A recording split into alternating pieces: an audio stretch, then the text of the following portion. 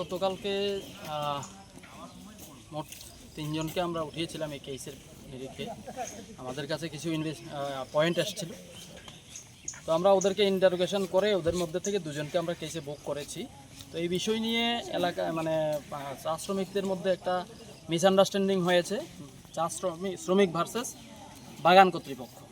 তো এই জায়গাটা ক্লিয়ারেন্স করার জন্য আমরা আমাদের ইনভেস্টিগেশন প্রসেসে কী হতে পারে এবং এখানে যারা শ্রমিক রয়েছে, নির্দোষ শ্রমিক রয়েছে, তাদেরকে যাতে আমরা কেসের আমরা যাতে হ্যারাসমেন্ট না হতে হয়, সেজন্য আমরা এখানে কেসের লাইন আমাদের তরফ থেকে এখানে ক্লিয়ারেন্স করা হয়েছে। এই ব্যাপারে আমরা ওদেরকে আশ্বস্ত করেছি। আশা করি আমাদের ইনভেস্টিগেশন প্রসেসে শ্রমিক এবং বাগান কর্তৃপক্ষ থেকে এবং লোকাল যে সমাজসেবীরা আছে ওনাদের পক্ষ থেকে আমরা সহযোগিতা পাবো, সেজন্যই এখানে আসা করব। গাড়ি চালক হত্যার পিছনে এখন পর্যন্ত কয়জন গ্রেপ্তার হয়েছে? এখন পর্যন্ত 2 জন। তো কি মনে করেন প্রাথমিকভাবে এটা কি মার্ডার? Of course murder.